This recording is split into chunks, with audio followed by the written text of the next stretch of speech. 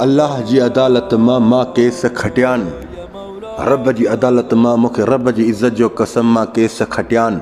अल्हम्दुलिल्लाह मां पास वियो आहियां। अल्लाह जी अदालत में फ़ैसिलो उहो अहमियत रखंदो आहे जेको फ़ैसिलो तव्हांजे अंदर खे ख़ामोशी ॾिए ऐं सबर। ये ॿ शयूं ज़रूरी आहिनि। घणनि जी आदत हूंदी आहे त मां अल्लाह ते फ़ैसिला छॾिया आहिनि, रब ते छॾियो आहे, वरी साम्हूं वारनि खे शिकवा बि करे ॿुधाईंदा, वरी अंदर में गुस्सा जज़्बात ख़्यालात बि उन्हनि जे लाइ ईंदा। इहो अल्लाह ॾे फ़ैसिलो न वियो आहे, इहो झिरकियुनि सां गॾु घुमंदो थो वठे। रब ॾे तव्हांजा फ़ैसिला उहे वेंदा जेके तव्हांखे अंदर में ख़ामोशी ऐं सबर। हाणे अंदर में ख़ामोशी छो अचे? इहे साम्हूं वारा जंहिंजे करे तोखे तकलीफ़ थी आहे उन्हनि जा अज़ीज़ बि तोसां मिलंदा, उन्हनि जा पाड़ेसरी बि मिलंदा, उन्हनि जा तोसां दोस्त बि मिलंदा, उन्हनि सां पंहिंजा बि, पर केरु बि मिले उन्हनि जी आॾो तोखे गिला शिकवा नाहे करणी। उन्हनि जी आॾो गिला शिकवा नाहे करणी। जेको अल्लाह जी अदालत में फ़ैसिलो मोकिलियो बाद में सफ़ा ख़ामोश थी वञो, ॼण कुझु थियो ई न। मां रब जी कोरट खां वाक़िफ़ आहियां। सुभान अल्लाह या रब्बल अर्शिल अज़ीम। मां अल्लाह जी कोरट मां केस खटिया आहिनि, ख़ुदा जो कसम मां खटियो, पंहिंजो केस खटियो यार। अल्हम्दुलिल्लाह मां तजुर्बे वारी तो ॻाल्हि कयां। रब जी अदालत में फ़ैसिला मोकिलियो था न, चवंदा न त मां पंहिंजा फ़ैसिला रब ते छॾिया आहिनि, मां अल्लाह ते छॾियो आहे। ॿ ॻाल्हियूं यादि रखिजो। नंबर 1 ते हिकिड़ी अंदर में ख़ामोशी ज़रूरी आहे। ख़ामोशी छा जे लाइ? जेका उन ॻाल्हि खे मां उन्हनि जा पंहिंजा बि हूंदा, अज़ीज़ बि हूंदा, रिश्तेदार बि हूंदा, पाड़ेसरी बि हूंदा, केर बि हूंदा, दोस्त बि हूंदा, उहे बि तव्हांजे साम्हूं अचानक अची वेंदा। जा त अहिड़ा के तव्हां खां फ़ोन जे ज़रिए, जा व्हाट्सअप जे ज़रिए तव्हां सां लहजा करे ॻाल्हाईंदा, माना तव्हां उन्हनि खे सम्झी न सघंदव, तव्हां खां उहे हाल अहवाल वठी वेंदा। कोशिशि कयो मुंहिंजा प्यारा भाउ, इन्हनि खां पाण खे पासो कयो, छो त अल्लाह जे दरबार में जंहिंजे लाइ बि फ़ैसिलो मोकिलियो सफ़ा ख़ामोश थी वञो, उनखे वरी तव्हां दिलि ऐं दिमाग़ में बि न आणियो। थोरे वक़्त जे लाइ सबर कयो, रब जो इंसाफ़ तव्हांजे आॾो नाज़िल थींदो, अल्लाह तव्हां सां ज़बरदस्त ऐं मस्तु कंदो। ऐं नंबर 2 सबर। सबर छा जे लाइ?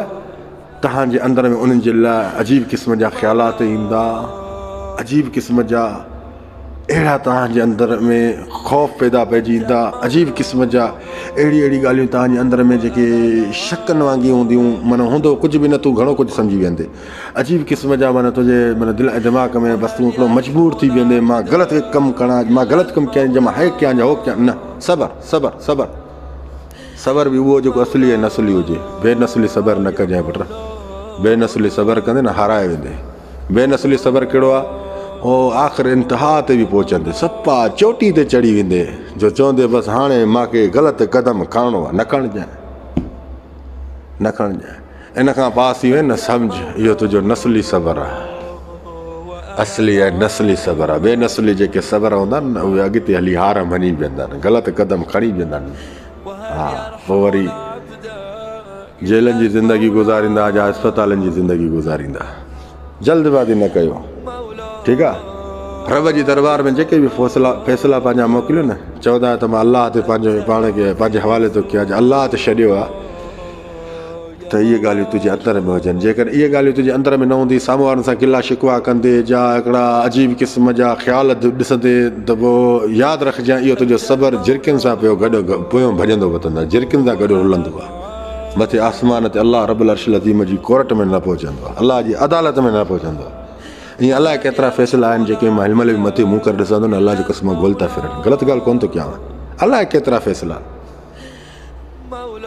मथे आसमान ते ॾिसंदो, तव्हांखे बहरहाल ईअं ॾिसंदो, इन्हनि जा इहे रड़ियूं, इहे केस जेके बि आहिनि, इहो गोल पिया झिरकियुनि था वॾे होते होते माना झिरकियुनि सां गॾु पाणी था पीअंदा वतन। ॿुध, रब्बुल अर्शिल अज़ीम केस में मिलावट पसंदि न कंदो अथई। अल्लाह सुभान अल्लाह या रब्बी, रब मिलावट केस में पसंदि न कंदो अथई। अल्लाह ॾे केस जेको बि मोकिलियो मुख़लिस मोकिलियो।